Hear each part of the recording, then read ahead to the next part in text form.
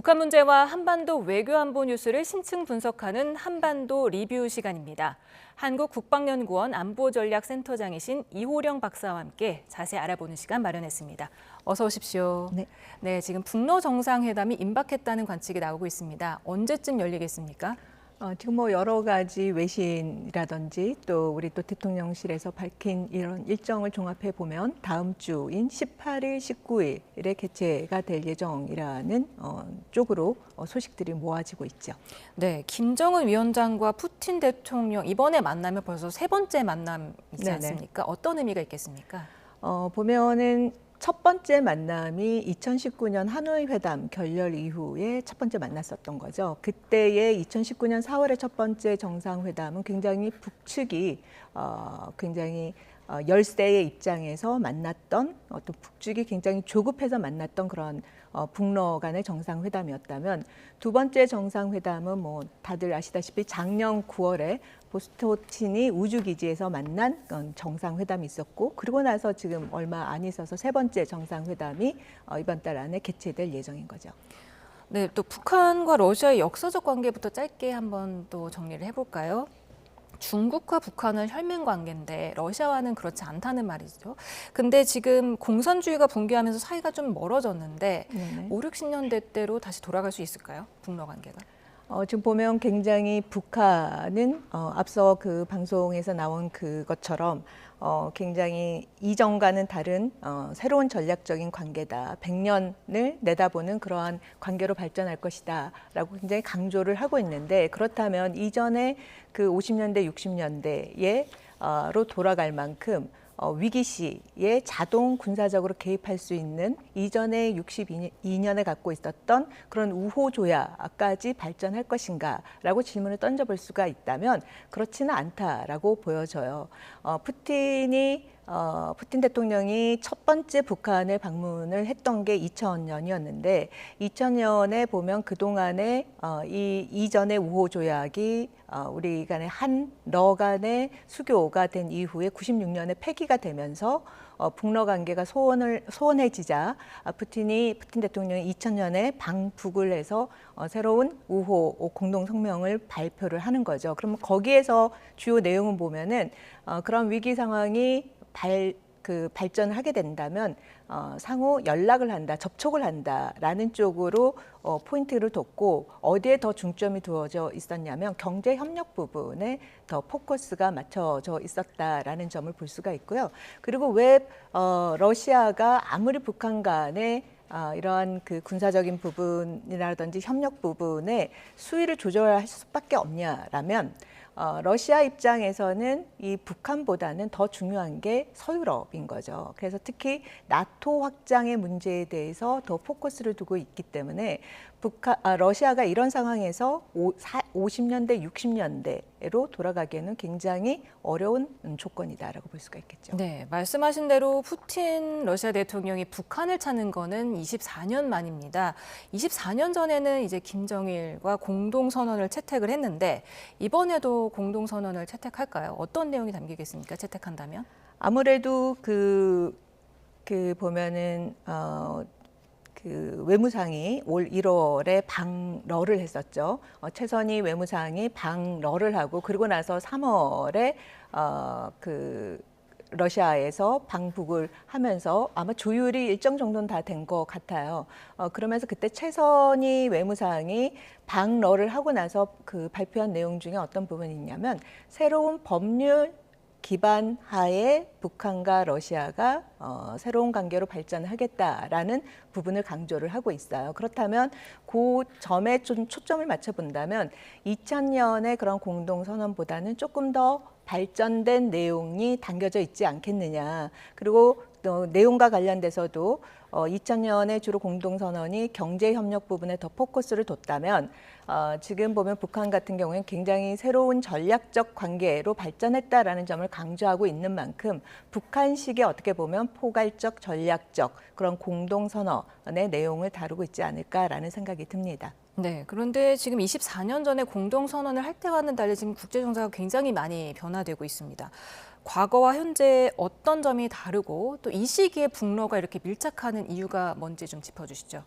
2000년은 어떻게 보면 굉장히 외교적으로 꽃피웠던 시기라고 해도 과언이 아닐 만큼 2000년에 일단 6.15 남북 간의 정상회담이 있지 않았습니까?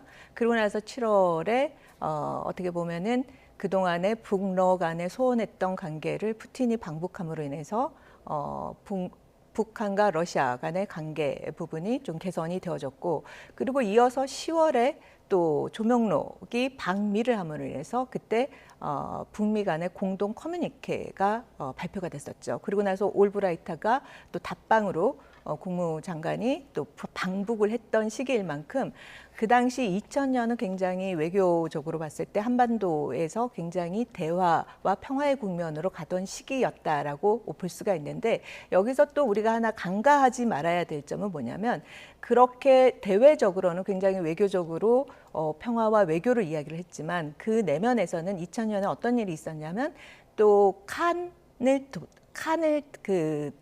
대상으로 하여서 북한의 고농축 우라늄을 회색 시장에서 개발을 그 고농축 우라늄 물질이라든지 그 관을 수입을 해서 개발을 했던 시기인 거죠. 그러고 나서 얼마 안 있어서 2차 북핵 위기가 발생했던 그런 시점이라고 볼 수가 있고, 그다음에 지금은 또 어떤 상황이냐? 이제 반대로 보면은 국제 구조가 평화보다는 좀 어떻게 보면 대결 대립해서 3대 3의 어떻게 그런 구도로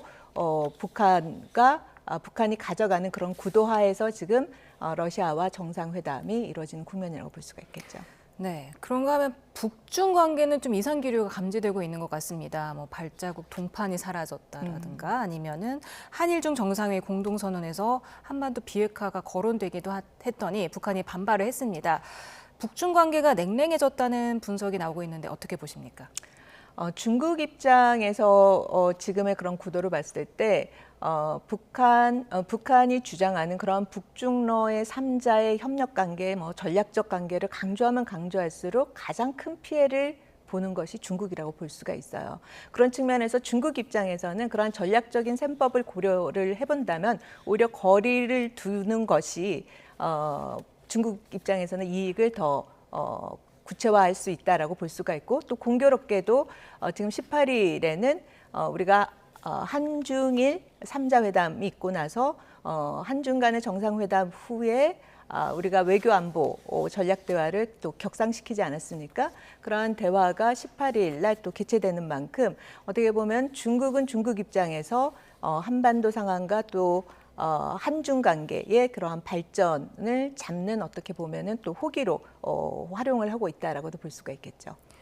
우리나라와 미국은 이번 북러 정상회담에 대해서 유엔 안보리를 준수해야 한다. 또 군사협력이 심화하는 결과를 초래해서는 안 된다 입장을 밝혔고, 조금 전에 G7 정상회의 지금 공동 성명도 결과가 나왔는데 북러 군사협력을 강력히 규탄한다고 했습니다.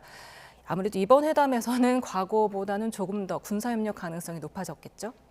아무래도 북한 입장에서는 사실상 우크라이나 전쟁이 시간적으로 봤을 때는 언젠가 빠른 시간 내에 끝날 가능성이 높다라는 거죠. 그럼 우크라이나 전쟁이 끝날수록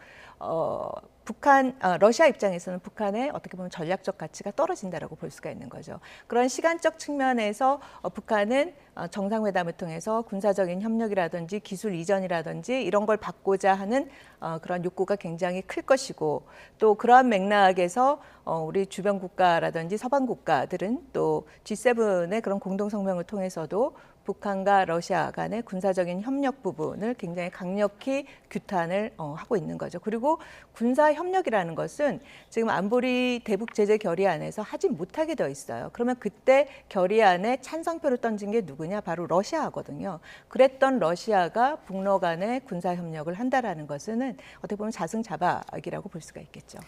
지금 또 G7 정상회의가 핵과 탄도미사일 기술이 북한에 이전되는 걸 강하게 우려한다고 표했습니다. 이렇게 이전될 가능성이 높다고 보시는지요?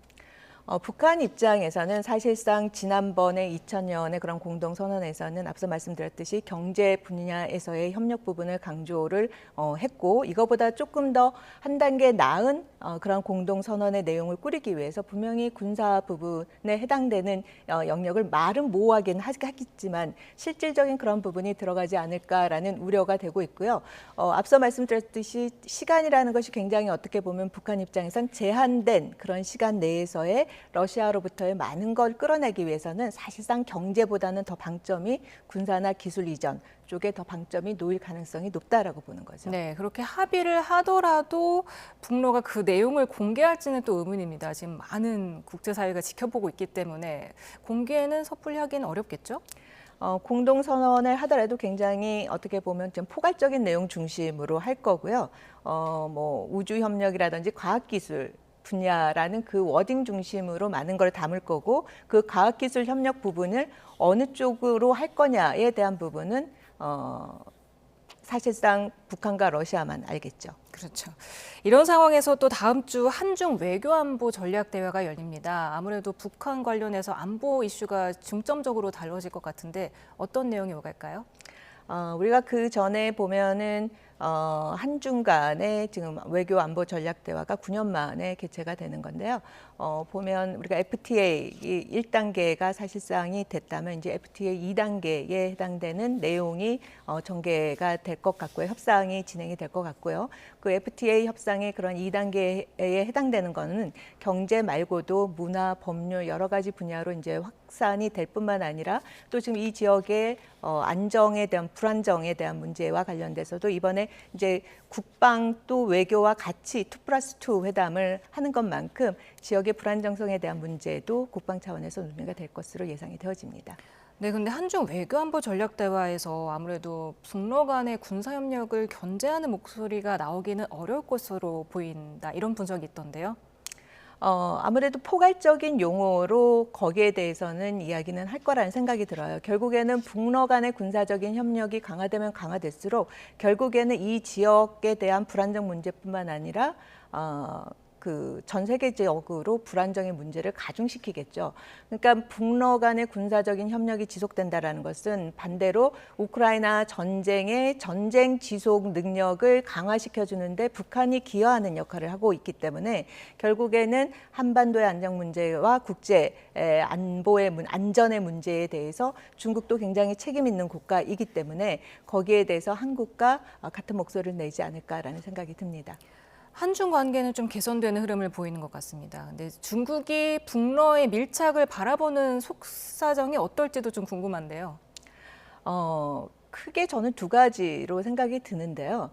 북한의 경제가 실질적으로 어디에 더 많이 의존되어져 있느냐. 그럼 사실상 95%, 96%가 수출입이 중국이거든요. 그러니까 아무리 북한과 러시아 간에 이번 뭐 정상회담을 통해서 뭐 전략적인 관계에 뭐 격상시키는 그런 공동선언문을 뭐 발표를 한다 할지라도 사실상 중국과 그렇게 거리를 두고 러시아에 의존하는 정책을 하기에는 북한에게 매우 제한적이다라는 점에서 중국도 그러한 점을 잘 알고 있기 때문에 일정 정도의 거리를 두면서 북러 간의 관계를 보지 않을까라는 생각이 들고요. 또 이어서 7월 초에 또 카자흐스탄에서 상하이 협력기구 회의가 있는 것만큼 거기에서 또 중국, 러시아가 또 만나는 거죠, 정상이. 그런 점을 감안했을 때 로키로 여기에 대응을 하지 않을까라는 생각이 듭니다. 네, 최근 며칠 좀 잠잠했습니다. 북한 도발이. 근데 이제 북러 정상회담이 끝나고 나면 또 도발을 재개할지가 좀 우려되는데요. 어떻게 보십니까? 일단은 뭐 보면은 하반기로 가면 갈수록 북한이 대화 국면으로 나오기보다는 보다 더 적대적인 관계, 어떻게 보면 대적간을 앞세운 공세적인 그 도발로 이어갈 가능성이 높다라고 보여져요. 그런 측면에서 도발에 대한 대비는 항상 우리가 태세를 잘 유지하고 있어야 된다라고 봅니다. 네, 마지막으로 북한과 러시아 이번에 주고받을 수 있는 카드 뭐가 될 거라고 보십니까? 아무래도 러시아 입장에선 가장 필요한 거는 일단 우크라이나 전쟁과 관련된 그러한 군수품 포탄 이런 것들이 계속 필요할 거고요. 또 그리고 전쟁이 종전이 됐을 때에 재건할 노동자가 굉장히 필요하겠죠. 그 두 개를 중심적으로 받고자 할 테고 북한 입장에서는 빠른 시간 내 지금 군사정찰 위성이 지난번에 또 실패하지 않았습니까? 그거와 관련된 기술적인 도움이라든지 지원이라든지 또 과학기술을 명분으로 한 군사기술 이전이라든지 이런 거를 원하지 않을까라는 생각이 듭니다. 네, 지금까지 북한 문제와 한반도 외교안보 뉴스 이호령 박사님과 함께 알아봤습니다. 오늘 말씀 감사합니다. 네, 고맙습니다.